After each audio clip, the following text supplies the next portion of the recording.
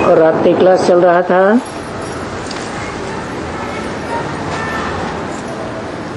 तीन 11/1966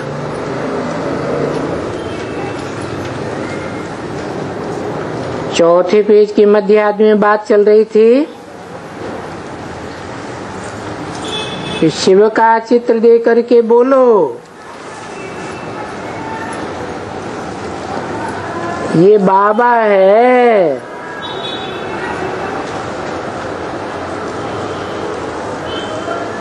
शिव किसका नाम है?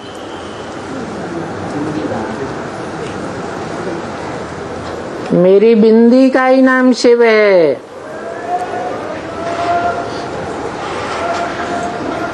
वो कब बदलता नहीं है। जब शरीर बदलते हैं तो नाम भी बदल जाता है।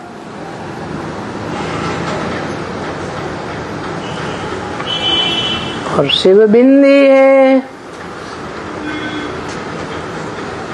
बिंदी तो कितनी भी सूक्ष्म बनाई जा सकती है। गीता में कहा है अणु अणियांसम मनुस्मरेत्य। अणु से भी अणु।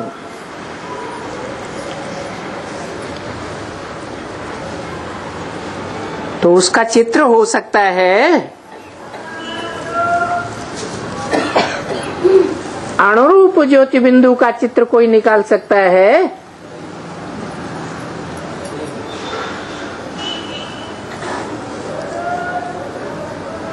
फिर यहाँ का शिव का चित्र दे करके बोलो।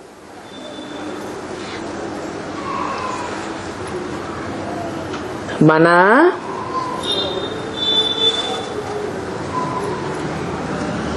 चित्र तो चरित्र की यादगार है और चरित्र बिंदु का नहीं होता है। चरित्र तो साकार का होता है। फिर यहाँ बोला शिव का चित्र दे करके बोलो। मना कोई साकार है जिसमें शिव प्रवेश है, तो उसका चित्र दे करके बोलो ये बाबा है। और बाबा ग्रैंडफादर को कहा जाता है।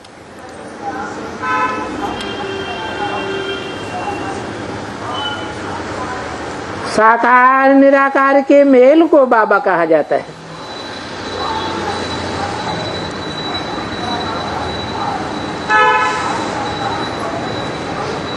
आगे बोला इनको याद करने से इन बाबा से स्वर्ग का वर्षा मिलेगा। ये नहीं कहा इसको याद करने से। क्यों? इसको और इनको में क्या अंतर है? इसको एक के लिए कहा जाता है और इनको कम से कम दो हो। तो दो कौन है? ये बाबा है। इसमें दो कौन? एक साकार शरीरधारी आत्मा और दूसरी निराकार आत्मा जिसको अपना शरीर है ही नहीं। तो इन दोनों को याद करने से इन बाबा से स्वर्ग का वर्षा मिलेगा। क्यों? इन आत्माओं से ही स्वर्ग का वर्षा क्यों मिलेगा? और भी तो ढेर आत्माएं हैं।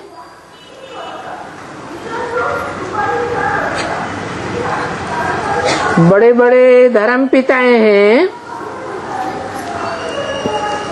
बड़ी बड़ी जनरेशन के फादर हैं, अपनी अपनी जनरेशन के प्रजापिता हैं, उनसे स्वर्ग का वर्षा क्यों नहीं मिलेगा? कोई कारण? हाँ, और सब आत्माएं एक शिव बाबा को छोड़कर कोई भी 500-700 करोड़ मनुष्य आत्माओं में से कोई भी एक स्वस्थिति में नहीं रहते हैं। एक शिव बाबा ही है जो स्वस्थिति में रहता है,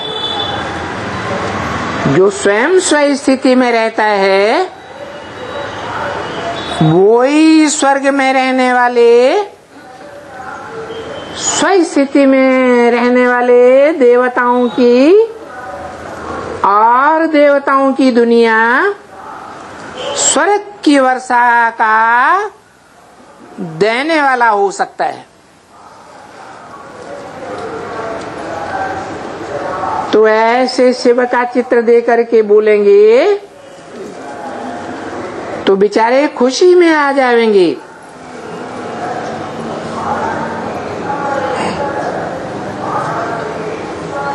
जब प्रेयर में बैठे तब वही शिव बाबा को याद करें और स्वर्ग को याद करें।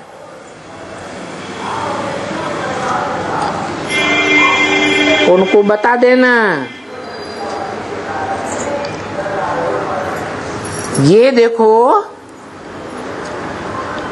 नारायण स्वर्ग के है ना, श्री लक्ष्मी नारायण।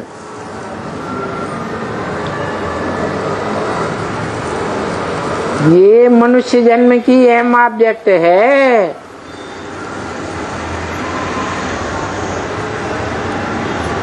हेवनली गॉडफादर जब आकर पढ़ाते हैं तो उस पढ़ाई की अहम ऑब्जेक्ट है। अरे सत्यनारायण की कथा का ही अर्थ ये पूरा है।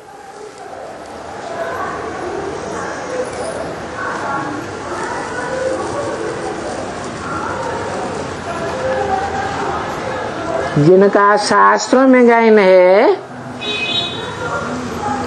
कि सतयुग के आदि में इनका राज्य था।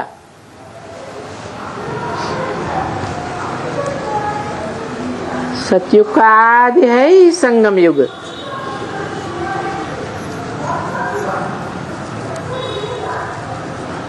सतयुग त्रेता का संगम नहीं, त्रेता द्वापर का संगम नहीं, द्वापर कलयुग का भी संगम नहीं। कलयुग और सतयुग के संगम में, जिसे कहें सतयुग का आदि, तो ये आदि नारायण कहो, सत्य नारायण कहो, इनकी कथा का ही ये पूरा अर्थ है कि इन्होंने झूठ खंड कलयुग की दुनिया पर सत्य के सहारे जीत पाई थी। इसलिए घर घर में इनकी कथा होती है।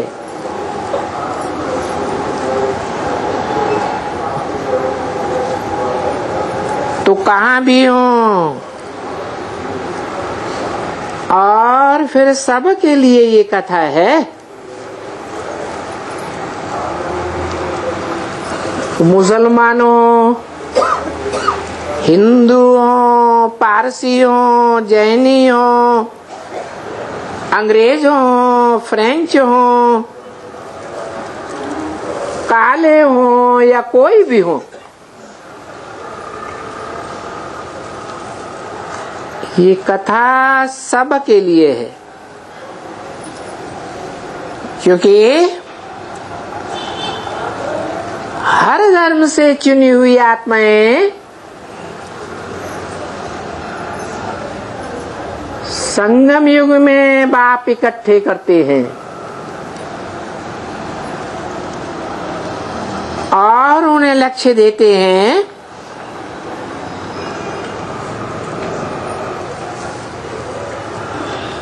कि हेवनली गॉडफादर जिसे कहा जाता है,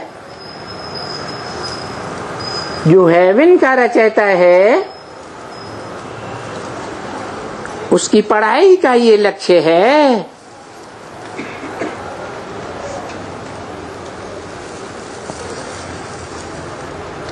जिन्होंने झूठ खंड से संघर्ष करके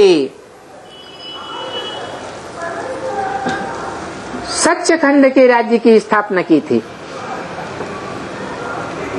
हिस्ट्री में भी है, युद्ध के बगैर कोई राजाई स्थापन नहीं होती।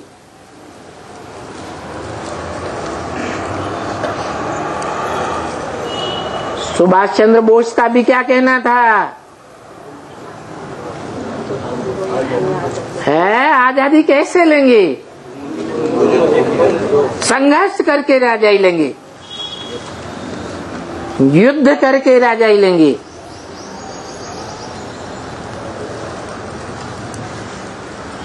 तभी राजाई अटल बनेंगी।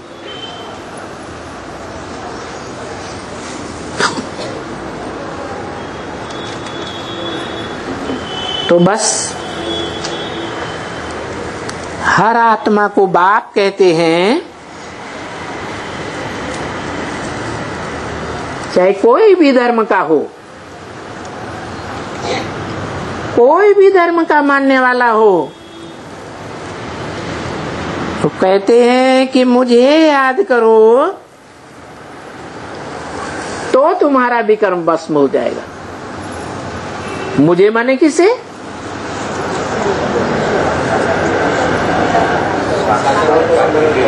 हाँ, निराकार आत्मा जिसके लिए कहा गया स्वस्थिति में स्थित होने वाली।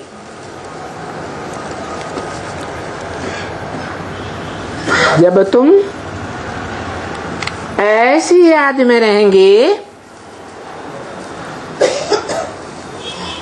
निराकार आत्मा बनेंगे,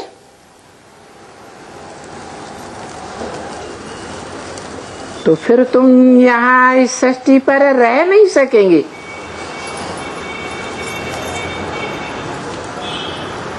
क्यों?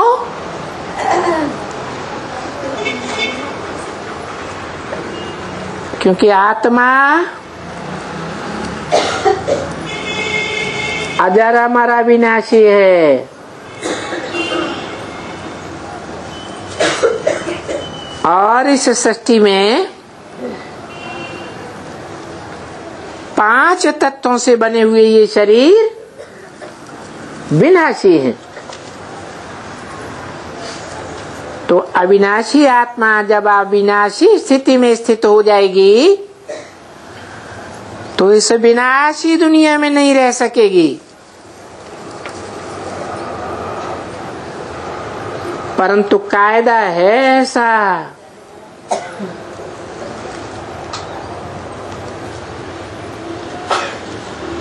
अगर वो इस 5 तत्वों की दुनिया में रहते रहते रहते रहते याद करते करते सतो प्रधान बन जाएं, तो फिर यहाँ रहे ही क्यों?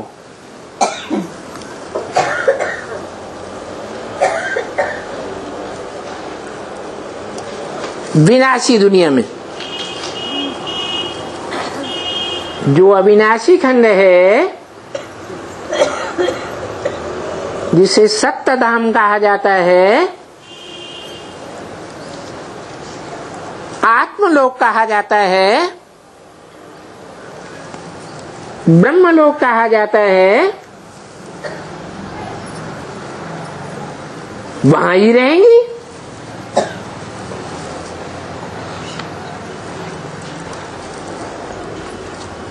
तो एवरलास्टिंग आत्मिक स्थिति में स्थित हुए तो ये शरीर छोड़ा और भागे।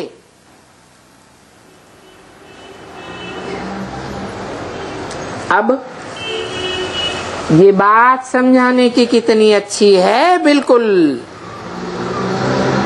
क्या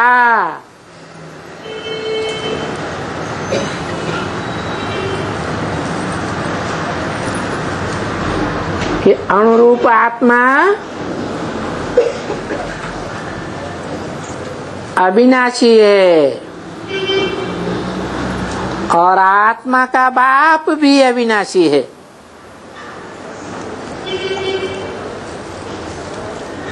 परंतु अंतर ये है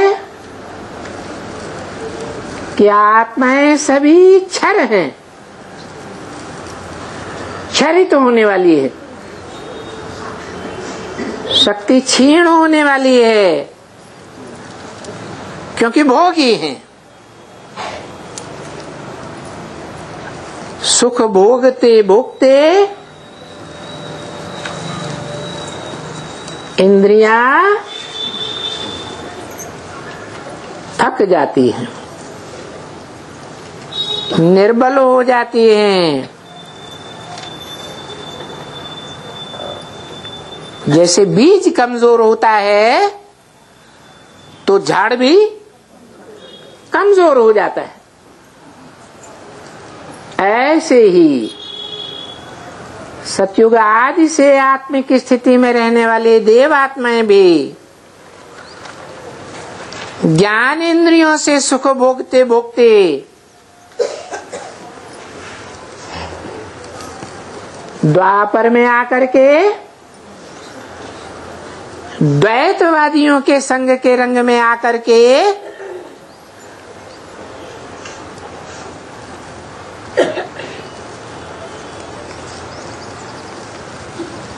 जो कर्मेंद्रियां हैं उनके भोग में लिप्त हो जाते हैं। ज्ञानेंद्रियां श्रेष्ठ हैं और कर्मेंद्रियां भ्रष्ट हैं। भ्रष्ट इंद्रियों के संग के रंग में आते आते सुख भोगते भोगते आत्मा की शक्ति बिल्कुल क्षीण हो जाती है।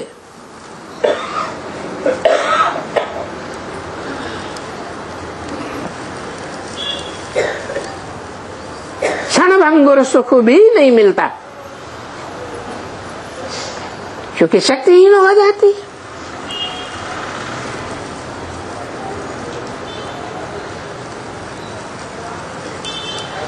तो शक्तिहीन आत्माओं को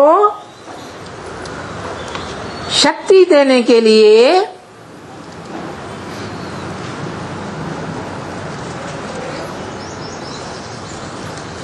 मोस्ट पावरफुल जनरेटर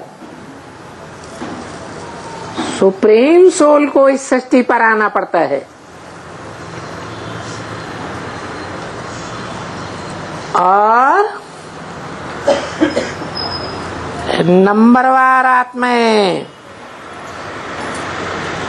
अपने पूर्व जन्मों के कर्मों के अनुसार उस बाप से कनेक्शन जोड़ती जाती है, जो सदा काल भोगता है, सदा काल स्व स्थिति में स्थित रहने वाला है। इसलिए जन्म मरण के चक्र से न्यारा होने के कारण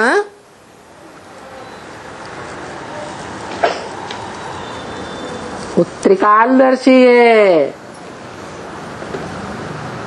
भोगी आत्माएं जन्म मरण के चक्र में आने से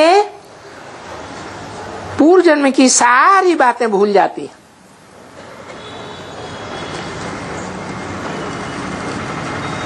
ज्ञानी नहीं कहा जा सकता, संपूर्ण अज्ञानी बन जाती है। अज्ञान अंधेरे में ठोकरें खाती रहती है। उन सभी इस संसार की अज्ञानी आत्माओं को वो आत्माओं का बाप ज्योति बिंदु आकर के नंबरवार संग का रंग लगाता है।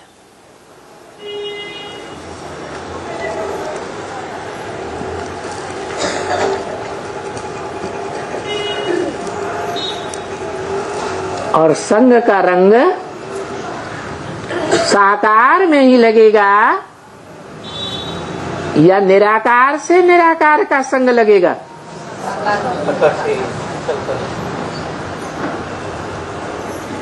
तो वो एवर प्योर बाप जो ज्ञान का और पवित्रता का अखूट भंडार है,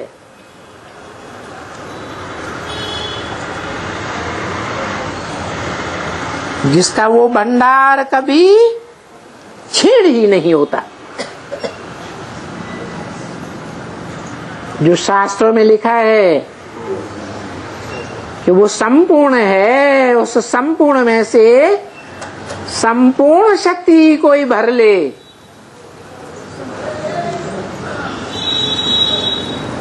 बुद्धि योग के द्वारा, तो भी कितना बचेगा? संपूर्ण ही बचेगा।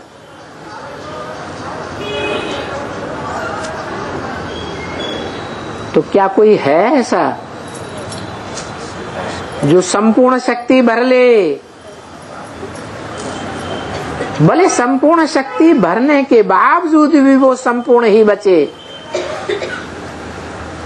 तो एक और एक मिलकर कितनी शक्ति हो जाती है? कहते हैं एक और एक मिलकर 11 हो जाते हैं।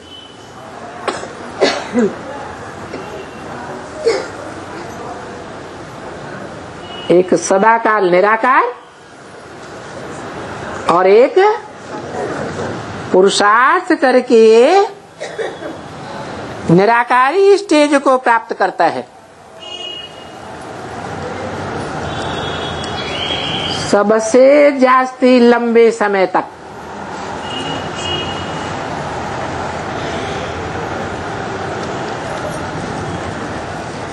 कितनी लेंथ कहें लंबे समय की?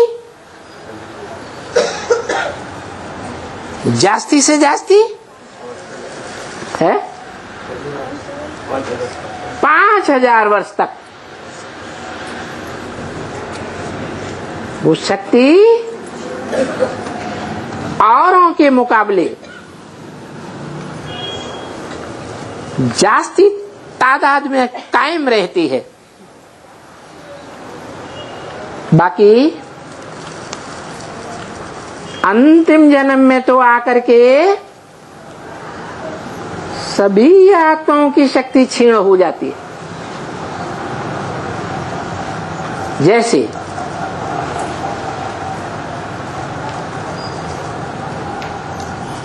धर्म पिताएं आते हैं,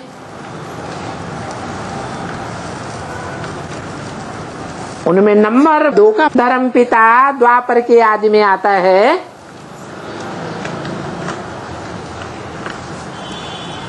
तो किस में प्रवेश करता होगा? पावरफुल देवात्मा में प्रवेश करेगा या कमजोर देवात्मा में प्रवेश करेगा? क्योंकि सतयुग त्रेता में तो सब देवात्माएं ही थे, तो किस में प्रवेश करेगा? है पावरफुल में ही प्रवेश करता है।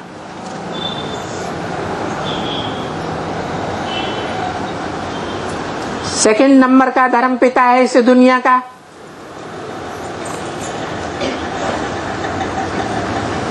तो कौन से नंबर के देवात्मा में प्रवेश करेगा? सेकंड नंबर के धर्म पे देवात्मा में प्रवेश करेगा। अव्वल नंबर का धर्म पिता अल्लाह अव्वल दीन कहा जाता है, जिसने आकर इस संसार में अव्वल नंबर दीन अर्थात धर्म की स्थापना की। मुसलमान भी मानते हैं